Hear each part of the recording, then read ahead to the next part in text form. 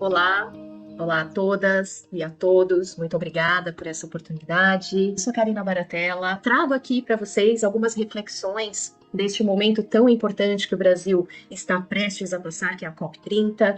E estou muito feliz, muito grata de poder estar compartilhando com vocês um pouquinho das minhas reflexões. Bom, primeiro eu vou me apresentar. Eu trabalho há mais de 25 anos na área de sustentabilidade e ESG. Tive uma importante passagem numa das empresas de maior referência em sustentabilidade, que é a Natura. Trabalhei por 12 anos lá. Vi a área de sustentabilidade ser criada, acompanhei toda essa jornada e tive a oportunidade de lançar a estratégia Carbono Neutro em 2007, numa atuação muito pioneira no tema de mudanças climáticas. E atualmente eu sou sócia fundadora da Gestão Samaúma. A Gestão Samaúma é uma consultoria que no ano que vem completa 10 anos de atuação. É uma empresa B, é 100% formada por mulheres e a gente atua com diferentes clientes, mais de 40 empresas que nós já atendemos em diferentes países aqui no Brasil, nos demais países da América Latina, mas também desenvolvemos projetos em alguns outros territórios, como por exemplo nos Estados Unidos, em Portugal e em Angola. E enfim, estou muito feliz aqui para trazer para vocês algumas reflexões sobre esse momento. Estarei lá na COP, então estou prestes a embarcar e vou trazer para vocês atualizações. Acompanhem nas redes sociais desdobramentos dessa importante discussão que acontecerá aqui no Brasil e no bioma amazônico. Bom, o tema de hoje é trazer como que a certificação B Corp pode ser uma solução de governança e crise climática. Nós estamos passando por um momento de transição das diretrizes da certificação B. A Samaúma tem uma forte atuação com este tema e outros da agenda de sustentabilidade. E é um momento muito crucial para que as empresas deste movimento, que estão predispostas a gerar impacto social e ambiental positivo por meio dos seus modelos de negócios, podem conectar ações coletivas, ações de governança a essa crise climática que nós estamos vivendo. Bom, no dia 3 de julho desse ano, a gente passou a estar mais perto de 2050 do que dos anos 2000. E isso mostra que a gente não tem mais tempo a perder, que a hora de agir já começou. A questão do clima, ela era uma questão urgente lá na década passada. Agora, a gente já passou por uma era de emergência climática. E a gente vive, na verdade, numa era de inúmeras crises. Para além do clima, a gente também vive crises sociais, como que a gente tem vivido e viveu recentemente aí com a situação do Rio de Janeiro, uma crise humanitária, com inúmeros casos, infelizmente, mas o mais recente aí, toda a situação das crianças e pessoas que vivem ali na faixa de Gaza, e também uma crise planetária, para além da climática que está super conectada. E o planeta, ele já rompeu 7 dos 9 limites planetários. Recentemente saiu um estudo da Global Tipping Points, que avalia todo ano todos os sistemas naturais, e já foi anunciado que os recifes de corais são os primeiros sistemas naturais a atingir um ponto de chamado não retorno. Ou seja, a gente não consegue mais reconstituir os corais na sua constituição original.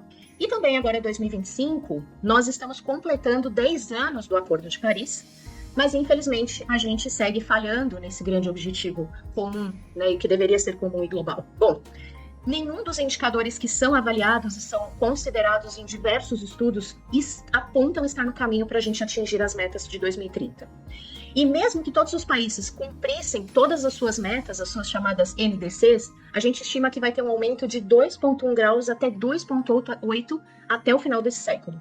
E em algumas regiões continentais, cidades, e o Brasil é um país bastante continental, apesar de ter uma faixa litorânea muito grande, mas cidades como a própria Belém, Manaus, podem sofrer um aumento de temperatura de até 3,5 graus. E, falando do Brasil, a gente tem uma forte dependência por conta do modelo do agronegócio, que é um modelo super representativo para a economia do Brasil, altamente dependente de florestas, altamente dependente do regime de chuvas. Então, muita gente acha que a floresta fabrica água, mas, na verdade, a floresta, ela distribui água. E a região sudeste, ela é extremamente dependente dessa região, dessa produção e distribuição de água que vem da floresta amazônica. Bom, para a gente ter chance de chegar a 1,5 grau, como foi estabelecido há 10 anos atrás no Acordo de Paris, a gente precisaria reduzir 60% das emissões globais até 2035. E o cenário atual aponta que a gente está aí reduzindo cerca de 17% apenas, Outra coisa importante que a gente precisa colocar é a questão do financiamento. O financiamento precisa mais do que dobrar. Financiamento global para quê? para estratégias de descarbonização. Então, até 2030, a gente precisa dobrar. Hoje, os orçamentos de descarbonização estão na faixa de 1,3 trilhões e a gente precisa de, no mínimo, mais do que 3 trilhões para a gente conseguir solucionar todas essas questões que a gente está vivendo atualmente. E por que a gente fala da certificação B, né? Bom, a crise climática, ela é considerada uma crise de governança. E a gente tem um desafio estrutural enorme, né? Porque o aumento das emissões, ele mostra que a governança que a gente está implementando atualmente, ela ainda olha para o curto prazo. E ela não considera ainda todas as externalidades dos impactos. Então, o que a gente pode o que a gente pode ver de exemplo no Rio Grande do Sul. Quem pagou a conta, né, de todo esse impacto ambiental que a gente viveu recentemente no Rio Grande do Sul, no ano passado? Essas são as externalidades. E quem acaba pagando é a sociedade, e principalmente a sociedade mais vulnerável ou mais pobre. E a gente tem visto que as lideranças globais atuais, elas estão muito desalinhadas com esta grande crise que a gente está vivendo. Então, muitos líderes ainda operando de uma forma muito cruel, muito injusta e até insensata, do olhar do cuidar da casa, que é o conceito de economia. Eles obedecem a estilos muito do passado, estilo de liderança do passado, muito masculino, muito agressivo e super desalinhados ao que a gente precisa em termos de desafio global. Mas a gente também tem respostas a todas essas crises globais. A gente tem essa urgência de uma nova maneira de pensar e agir. E a gente tem visto uma série de exemplos, modelos de empresas, de líderes globais que estão a fim de mudar essa agenda, de trazer um novo olhar, né? É um chamado para, de fato, a gente fortalecer o chamado cultura do cuidado, a cultura do cuidado e da regeneração.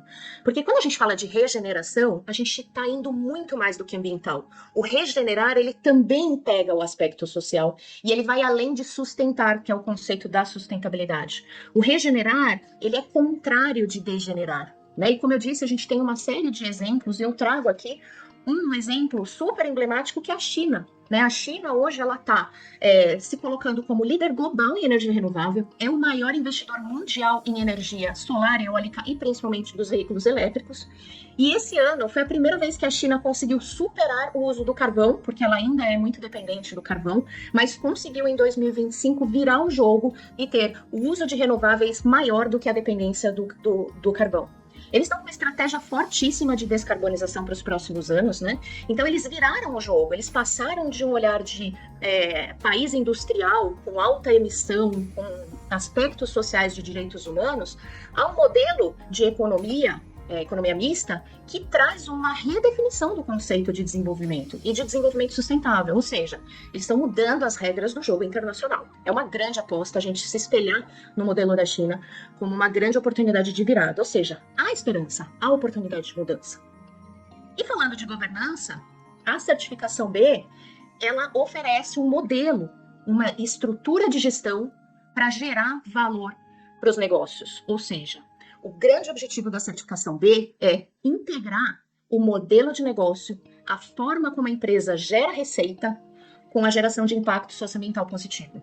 Então, a gente sabe que tivemos muitos avanços em sustentabilidade ESG, mas a gente ainda precisa avançar mais, porque apesar desses avanços, a gente vê muitas empresas que ainda não integram a sustentabilidade à tomada de decisão estratégica do negócio.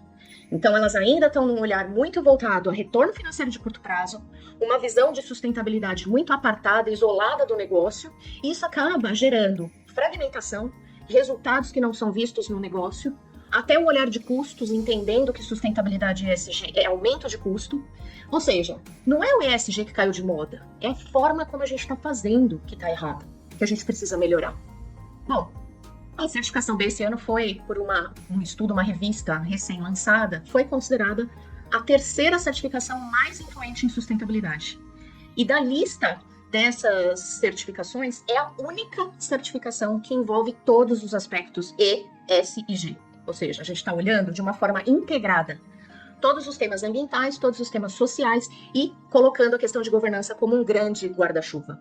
E mais, a proposta da certificação B não é se limitar somente à sua visão de empresa, mas ela considera a cadeia de valor como uma extensão do seu processo e vai fundo, entendendo como que a empresa se relaciona com seus fornecedores e principalmente com seus clientes. Então, a gente está vivendo uma mudança no processo de certificação B. A partir de 2026, passam a valer novos padrões que já estão disponíveis publicamente para as empresas que querem saber mais a respeito disso, e oferece, na verdade, um caminho prático e verificável em 7 diferentes tópicos. Então, a gente está falando aí de direitos humanos, governança, trabalho justo, justiça, equidade, diversidade e inclusão, ações climáticas, circularidade. Ou seja, a gente passa a deixar de um olhar de curto prazo para um olhar de longo prazo, um olhar mais amplo, integrado a diferentes aspectos e sempre conectado ao modelo de negócio. Essa é a grande diferença. Bom, esse processo de certificação, essas diretrizes da certificação B, elas estão todas alinhadas às grandes referências globais. Então, a gente tem desde frameworks que são usados por grandes investidores e reguladores, diretrizes europeias, relacionado à questão do relato integrado, o IFRS, que é uma questão que está sendo muito discutida aí, porque houve aí uma regulamentação da CVM, exigindo que as empresas de capital aberto, a partir do ano base 26, passam a reportar sua materialidade financeira, está alinhado com a dupla materialidade, que é a visão da diretiva europeia, está alinhado com outros frameworks, como o GHG Protocol, o próprio GRI para relato, SBTI, TNFD e várias outras, como a gente brinca, a sopa de letrinhas da sustentabilidade, né? E esse processo, ele acaba ajudando as empresas a ter um olhar integrado de como que ela pode acessar fluxos de investimentos nas suas estratégias climáticas. Óbvio que a gente vai focar um pouquinho aqui só no tema de ação climática, a gente não vai conseguir passar por todos os 7 tópicos que a certificação coloca, mas a gente entende que é um excelente modelo para que a empresa possa ter uma visão integrada de todos esses temas. Bom, a certificação B, ela é amplamente adotada no mundo. Hoje a gente já tem aí mais de 10 mil empresas que são certificadas B no mundo todo. No Brasil, mais de 300 empresas. Na América Latina, mais de 1.300 e 103 diferentes países e 160 setores diferentes. Ou seja, é uma certificação bastante ampla, muito reconhecida globalmente e que faz toda a diferença na verificação e na comprovação de que a empresa de fato está conectando a sustentabilidade no lugar certo, que é no seu modelo de negócio.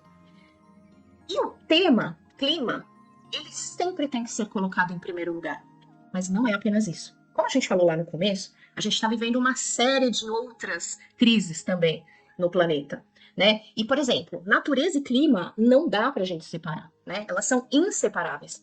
A perda da biodiversidade, principalmente na situação que a gente vive aqui no Brasil, né? Com a quantidade de área florestal que a gente tem, com florestas tropicais de alta relevância. Eu não estou falando só da Amazônia, a gente precisa colocar o Cerrado também nessa história, o Pantanal, a floresta amazônica e também a Mata Atlântica, ou seja, a gente tem regiões de alta concentração de biodiversidade, importância para a regulação climática, e a perda da biodiversidade, de fato, ela causa um colapso de vários ecossistemas e acabam minando a captura de carbono, agravando ainda mais a instabilidade climática. Então, uma abordagem de clima em primeiro lugar, mas não só isso, é essencial. E os padrões da certificação B, eles oferecem uma estrutura para a gente conseguir integrar todos esses aspectos e olhar clima, natureza, pessoas de uma forma integrada e estratégica. E a gente também não pode deixar de falar que a ação climática, ela está sempre vinculada à viabilidade financeira e à governança, como a gente falou lá no começo. Ou seja, a gente precisa entender que na certificação B, as 10 mil empresas certificadas, a gente tem um universo muito diverso de empresas. Empresas de grande porte, empresas de pequeno porte, de diferentes setores. E o processo de certificação B, ele leva em consideração também o tamanho, a condição daquela empresa, em que país que ela está operando, a localização delas. Então, se a gente está falando de uma empresa do sul global ou do norte global, a gente tem diferentes situações, barreiras que o sul global acaba enfrentando, que trazem a questão da viabilidade financeira nessa agenda. Então, o processo de certificação, ele prevê uma flexibilidade para que sejam empresas de pequeno porte, como a própria Samaúma, que é uma empresa certificada B, ou empresas de grande porte, como Natura, Gerdau e tantas outras, consigam adaptar o seu modelo de negócio à sua situação e ao seu tamanho, e aonde elas operam, em que mercado que elas operam. Bom, vamos falar como que as pequenas empresas, né, o que elas precisam fazer no tópico de ação climática. Então, o primeiro ponto para os novos padrões é que as pequenas empresas, elas devem ter um plano de ação climática público e monitorar os demais temas ambientais, como água, resíduos, biodiversidade, entre outros, bem-estar animal, a depender aí do modelo de negócio. Ou seja, isso melhora a governança, mesmo uma empresa de pequeno porte, melhora a governança, aumenta a transparência, a empresa consegue ter consciência dos seus impactos e mais, abre oportunidade, inclusive para oportunidades de finanças, de acesso a investimento, ou seja, o trabalho de tornar um plano, primeiro, criar um plano de ação climática, mesmo uma pequena empresa, e torná-lo público, abre as portas para que, de fato, a empresa consiga incorporar esse tema na sua tomada de decisão, não importa o seu tamanho. Já as grandes empresas, obviamente que a demanda e a recomendação, a régua sobe um pouquinho mais, né? Então elas precisam ter uma estratégia mais robusta, baseada na ciência, né, com metas atreladas à remuneração dos executivos, e os temas de biodiversidade e água, por exemplo, precisam estar conectados e ampliando também para uma análise da cadeia de fornecedores. Ou seja, a empresa precisa de medir e divulgar todas as suas emissões de escopo 1, 2 e 3, ter verificação externa, e esse plano com metas precisam estar alinhado a 1,5 grau. Então, por exemplo, utilizando metodologias como SBTi ou outras equivalentes no seu setor, e ter um plano relacionado à redução de desmatamento para conectar a biodiversidade.